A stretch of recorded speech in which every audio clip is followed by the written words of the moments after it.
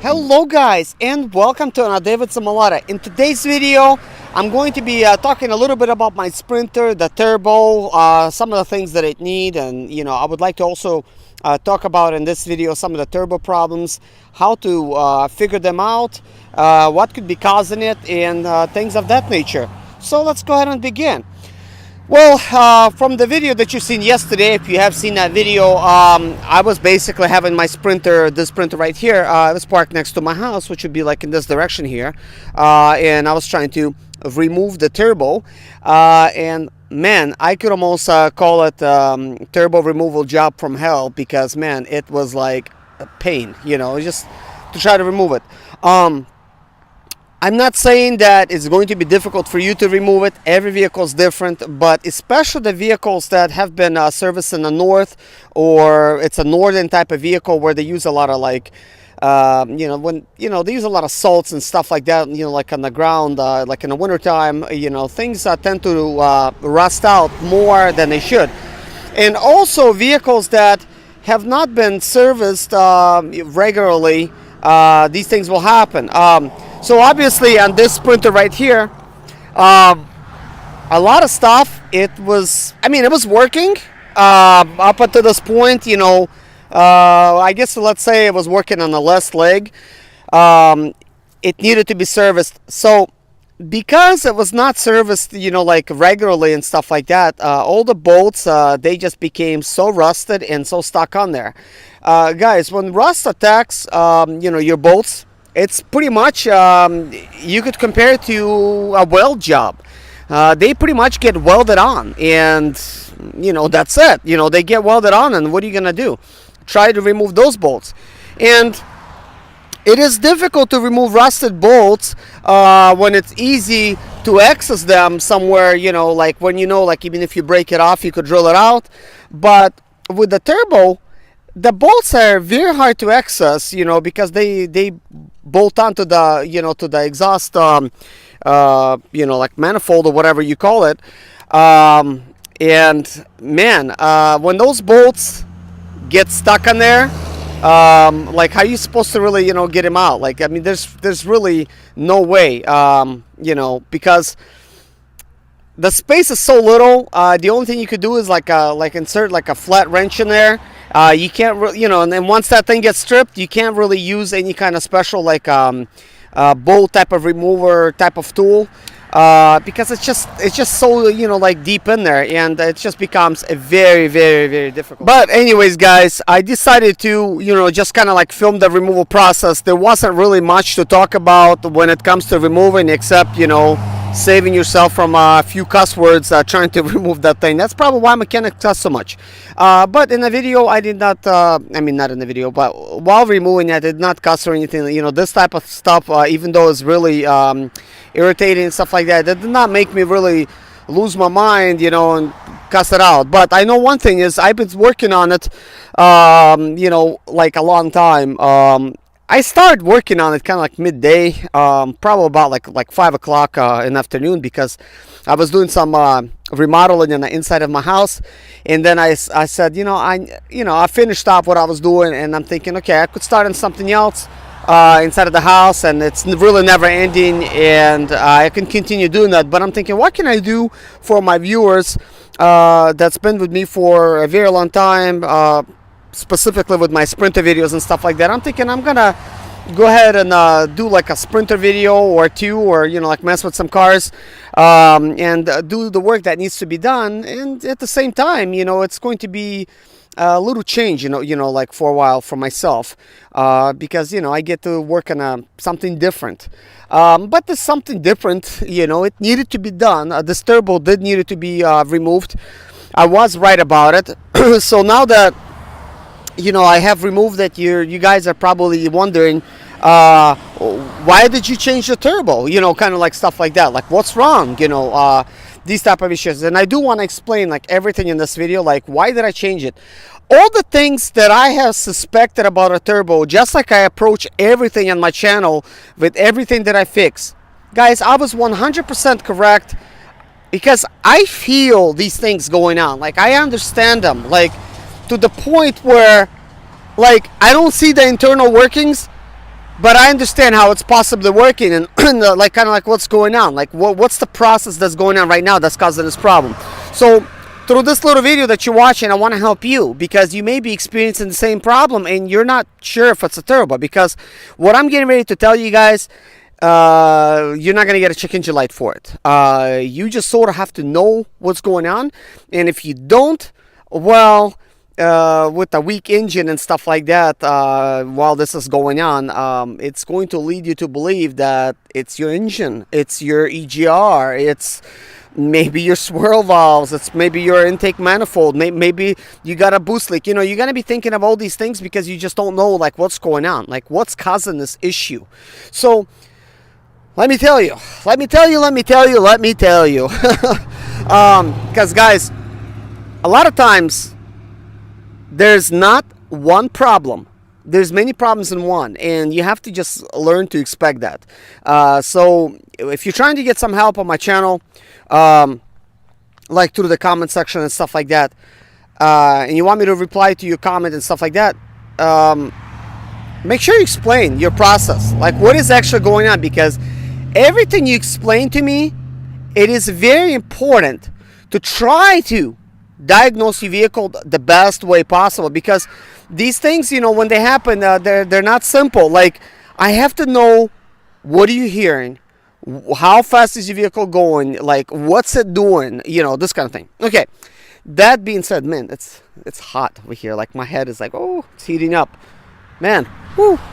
But anyways, guys, remember the time back when I was messing with my turbo, and I made like all kinds of videos trying to diagnose it, trying to understand the turbo myself, because I already knew a lot what turbo does, a lot, you know, what happens with the check engine light when the turbo is, you know, causing the check engine light to come on.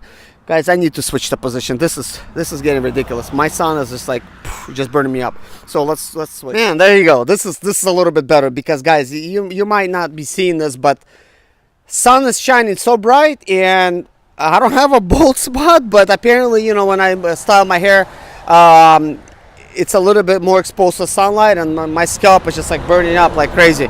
By the way, guys, as you could tell, there's trucks going by here and stuff like that. It's quite noisy. I hope this microphone is really helping me out, because this certainly will help for the future. So anyways, guys, as I was telling you, there was some videos that I made because I needed to understand how the turbo works, and this was done last year. At the time, when I was trying to understand, like, what's going on with that particular vehicle, like why is it working the way it is? Why is turbo under boost condition being detected? Turbo under boost. Normally it's turbo over boost. At the time, I was throwing a code, and I tried to understand this problem. So I knew that the problem, you know, consisted with like several different problems. It was a mechanical and it was an electrical type of issue. One of the problems was with the actual turbo actuator, which is electronic. It tries to control the turbo, and it can control it, but it was throwing codes. And the reason it was throwing codes because one of the legs on the turbo actuator that's towards the bottom, that you're not going to be really like noticing, there's two little levers. One of them was moving and another one was completely stuck. Like the lever, the electronic lever that needed to go up, that was working. So when it was working fine, it would not trigger any codes. But the other leg got rusted on so bad that the leg should have like been moving, kind of like a little elbow thing, and it was not moving. I know you're probably wondering, like, where's the leg? We want to see what's going on because we haven't seen it before. Well, watch that video, guys. You'll understand exactly what I'm talking about, because this video is not about the turbo actuator.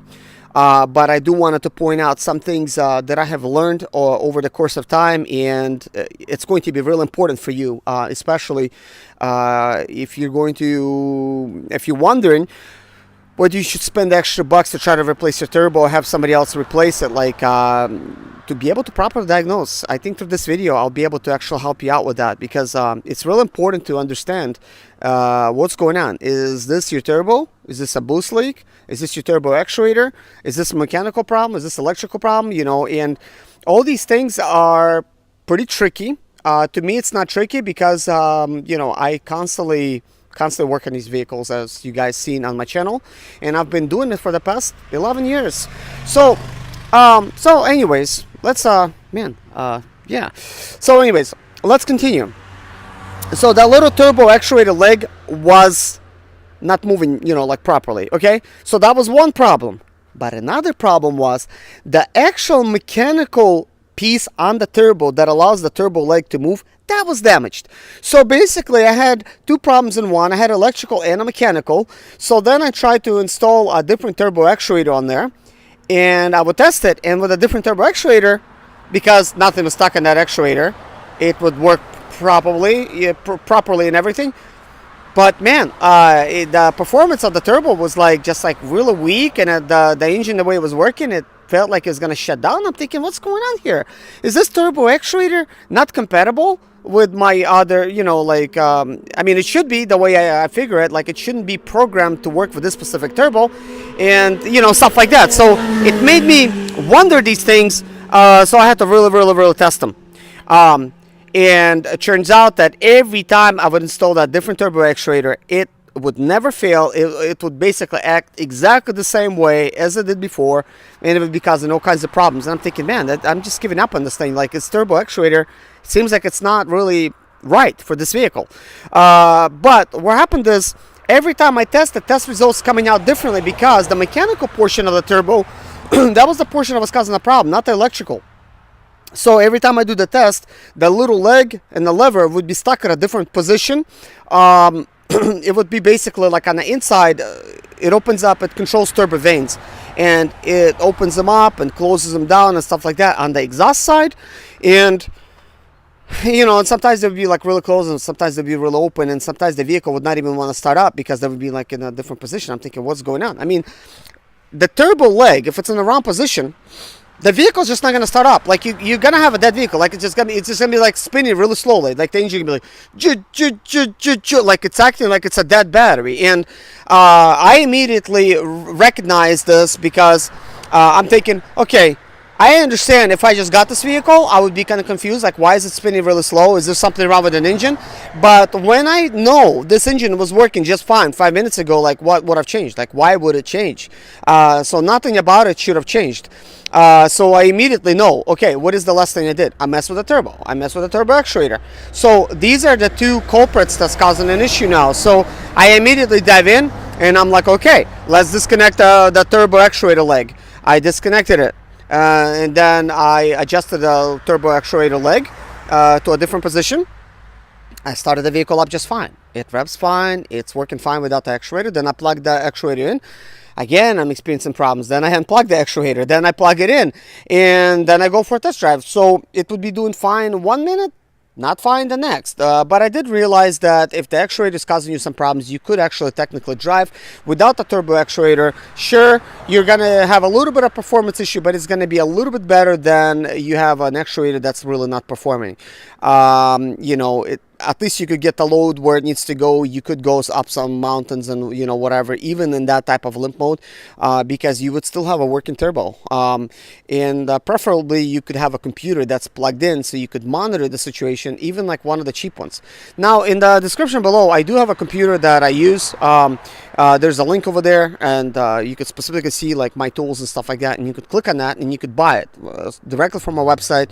I'm not selling it. I have a link for a very similar to mine. That's a good deal. That's a budget one, basically, and really you don't want to get anything worse than this. You want to get something a budget, but at least this type of grade. It allows you to control all kinds of things. So if you don't have one, pick one up, because if you're doing loads, especially, even if you're not doing loads, it is really mind-boggling sometimes. Like, oh, why did my check engine light come on? Like, wasn't there a minute ago? Now it came on. Is this something serious? Is it not?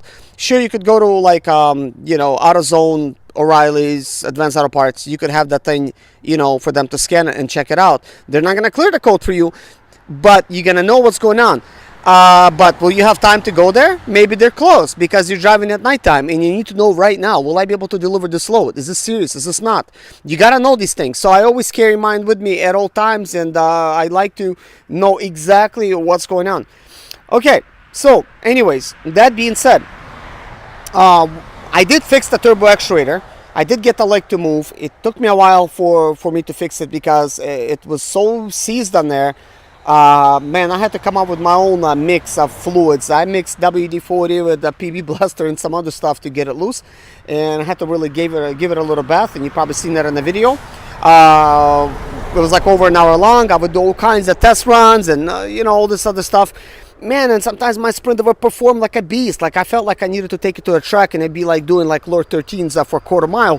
But you know, all jokes aside, man, sometimes I would pull out of there, man, it's barely pulling, and my limp mode would come back again. I'm thinking, what's going on? You know, but anyways, due to all the tests that I have tested, you know, with my turbo and stuff, it made me realize, okay, there's more problems than one in here. And I'm not just saying that because I do understand how these things work. So then, when I actually fixed my turbo actuator, the electronic portion, and I installed it, I mean, I realized, you know, it was performance, not throwing any check engine lights, but what's going on? Because here's what I would get sometimes, guys.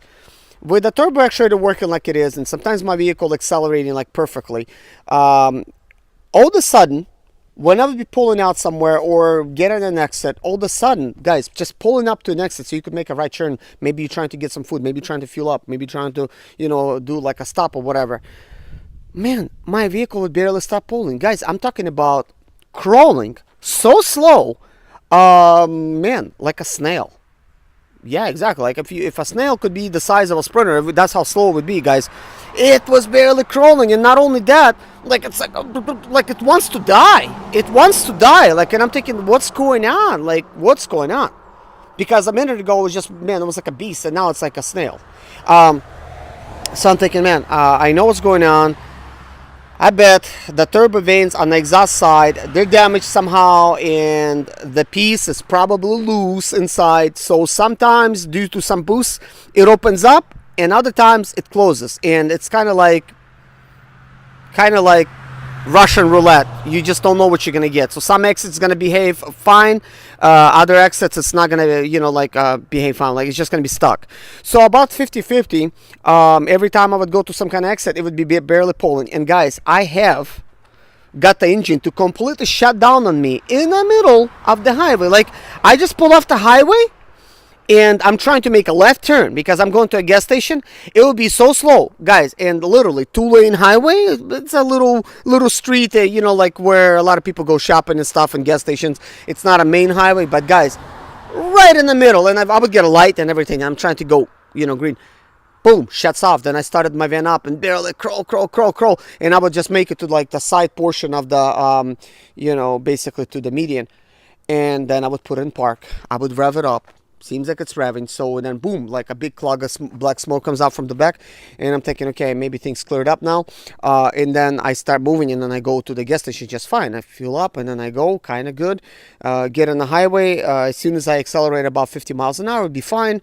And I'm thinking, man, like I gotta fix this, and I wasn't really looking forward to it because, you know, those turbo bolts, man, they were seized on there bad. Just bad. But so I wasn't really looking forward to that. So I wanted to squeeze out as much miles as I could out of that turbo before even, you know, like working on it. So coming home, I wasn't looking forward to doing it. So I kind of like left it alone because I needed to do a lot of stuff on the inside. But couple days ago, I decided to just go ahead and tackle this. Let you know, film a video so you guys could see it. You know, something different, something new. Sure, I decided to talk about completely random stuff on that video, which I also think it's important because when I talk about something, I give good value. There's a lot of stuff that there is to think about. So, man, like.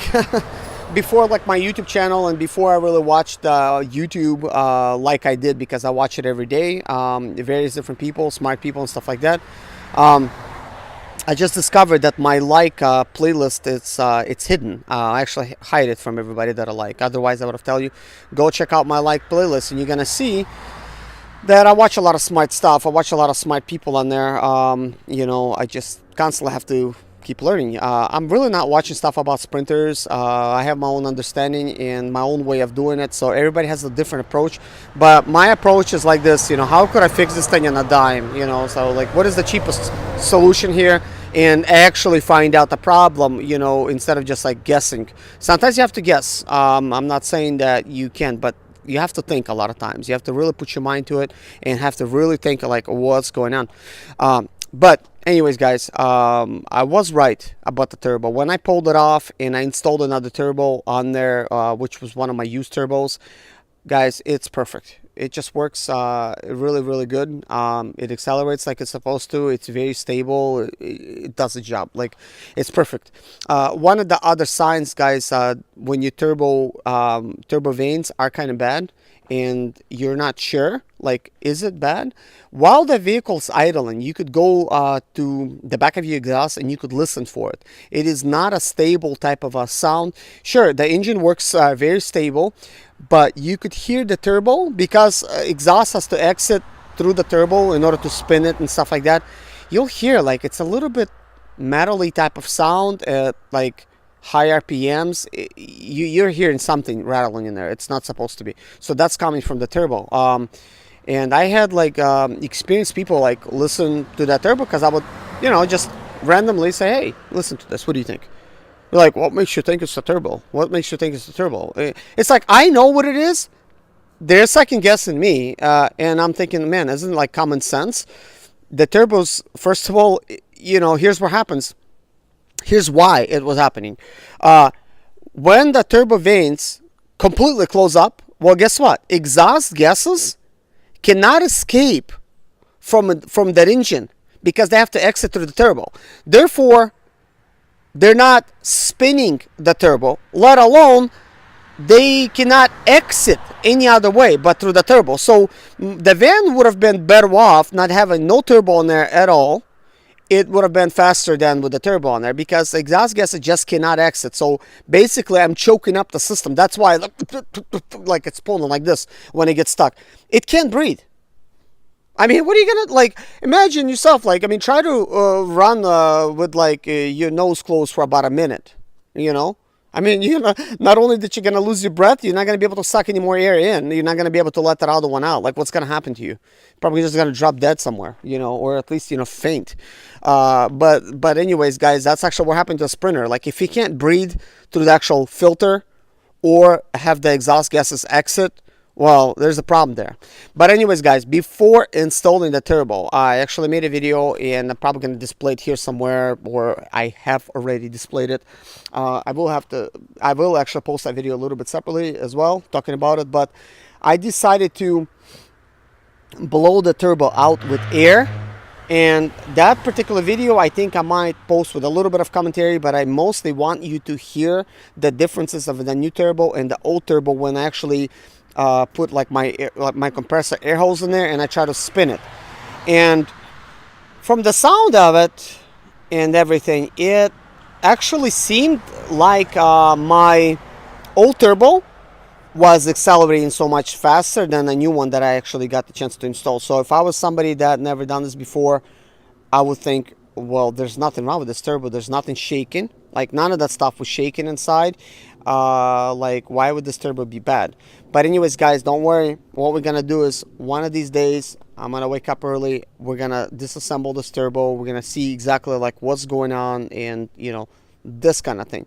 But I also would like to talk about another video that I want to make. I'm gonna find an opportunity to try to make this video, and that's a Sprinter that hasn't been starting, that I got like pretty much like a year ago.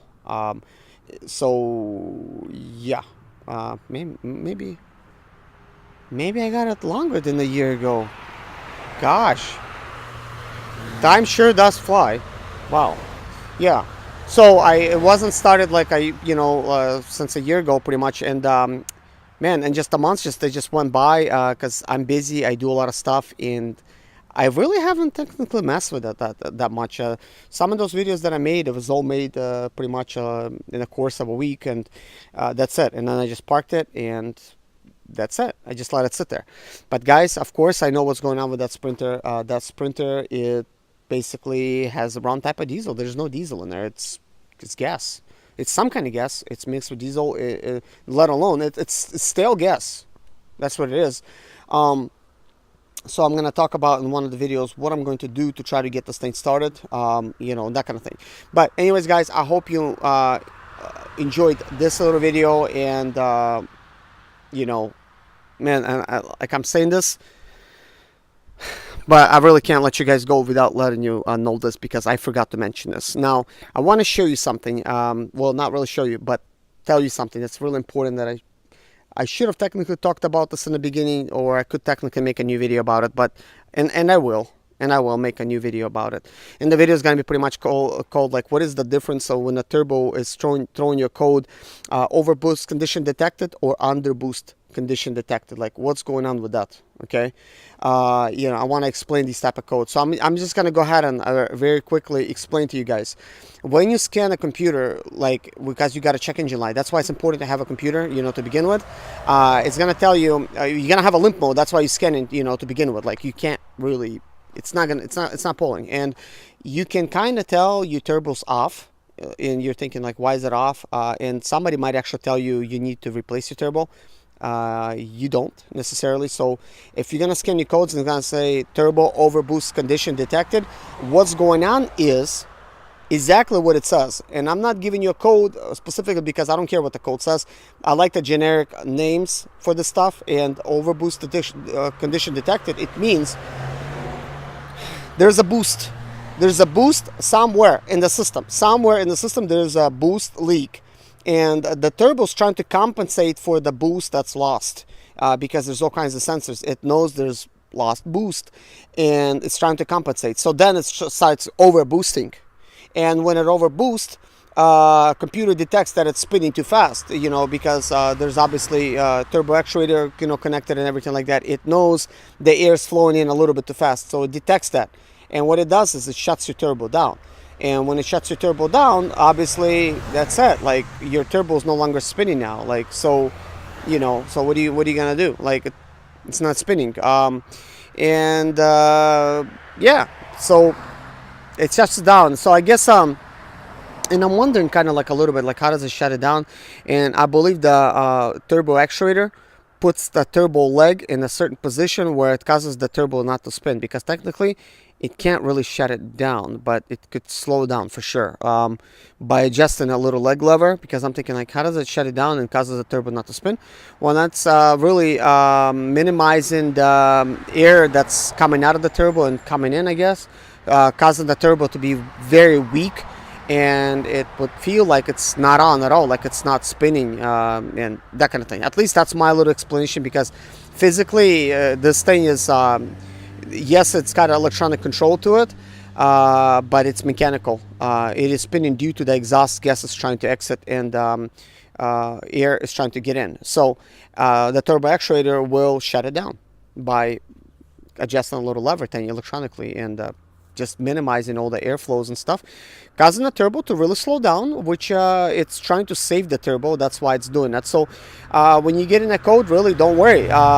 Nothing wrong with your turbo. You just got to find a boost leak somewhere, and usually it's one of the hoses. Another very common problem is it would be your turbo resonator. It's plastic, and the turbo resonator leaks on the seam of the resonator. Now, I do believe that you could just take the resonator off, clean it up very well with some soapy water, or, you know, use some brake cleaners and whatnot.